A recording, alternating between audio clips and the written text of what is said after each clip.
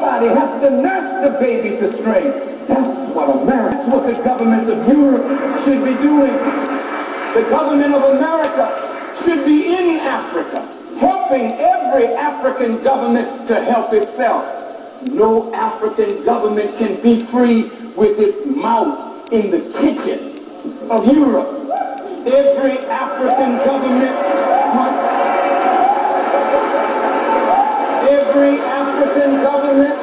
must grow food to feed itself. Every African government, I repeat, must grow food to feed itself. Do not let Europeans tell you that your land cannot grow food. You are eating. The animals are eating. Grow food and become self-independent. For when you grow your own food, make your own clothing, and build your own shelter, you become economically free. But you are tied to Europe in an ungodly way. You buy butter from them as though we can't make butter. We buy milk from them. We buy material from them that we could grow right on the African continent. I say, brothers and sisters, I want to be a leader, not for others.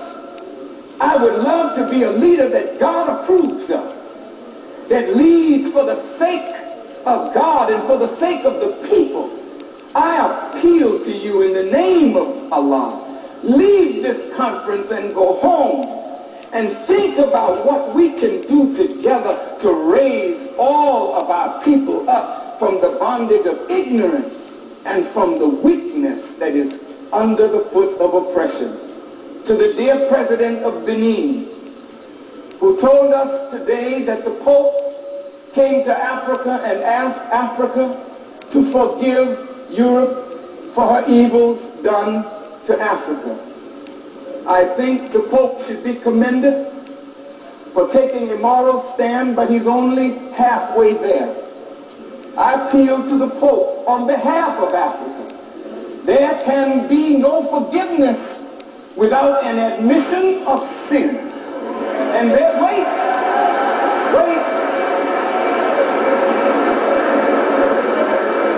And there can be no admission of sin without an atonement for what one has done of evil.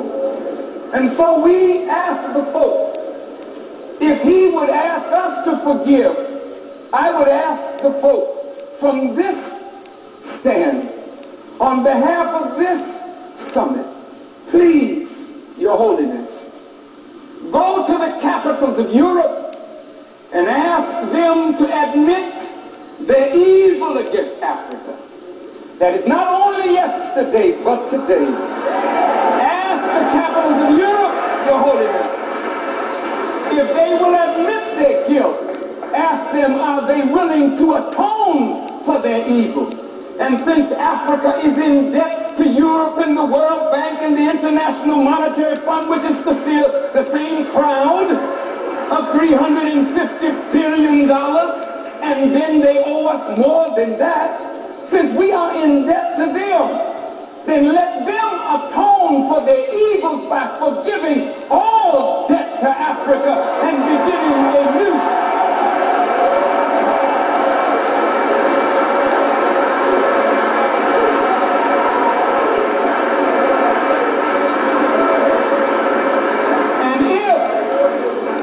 His Holiness Pope John Paul would do this, I'm sure all Africa and all black America would be willing to forgive, because we have gained from slavery. We have gained from colonialism because, as the Bible teaches, we were not tried with silver and gold. We were tried in the furnace of affliction, and we have come out of it stronger and better. And therefore, we demand the right now to be heard in the halls of justice, because we know what injustice is like. We deserve to be heard speaking out against racism, because we know the effect and the evil of racism. It won't be black over white or white over black, but today it must be right over wrong, truth over falsehood, justice over injustice. And lastly, I say to this magnificent human being, the Reverend Reverend Dr. Leon Sullivan, a man whom God has inspired with this vision to bring all of us together. Dear Reverend Dr. Sullivan, I want to pledge to you, sir, in perpetuity, the Nation of Islam, all present leaders and future leaders, to the vision of a developed Africa and a developed black America. But it must not stop there, because the sons and daughters of Africa are in the Caribbean, they're in Central America, South America, and the Isles of the Pacific. We must unite the sons and daughters of Africa from all over the world. We pledge that we will never let your vision die. And so to my distinguished friends and leaders from Black America, I thank God for this summit that allowed me to be in a room with the distinguished Louis Sullivan, Reverend Joe Lowry, Jesse Jackson, Coretta Scott King, Dorothy Height, these magnificent leaders of our people. You don't know how my heart burns to be with you in solidarity, regardless to whether you disagree with me or not. You can reshape me if I'm misshapen. You can help me if I'm out of line, but you can't help me if you don't talk to me. I have the courage of David to stand before Goliath. And I don't need the weapons of the world to defeat it.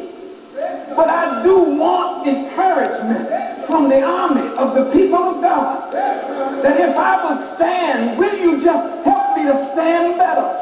If I will speak, will you help me to speak better? If I don't say it right, help me to shape the words better. But let us not let the enemy of all of us keep us apart one from another.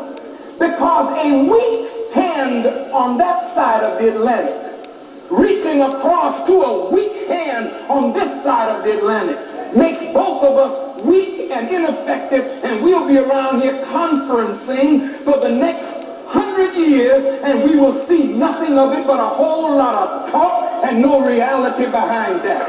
But if we determine from this day that we will go back to America and we will let nobody keep us from the bond of unity, that we will fight for unity on that side to maximize our power so that we can speak to our government in proper terms and strengthen our government in the will to do better by Africa.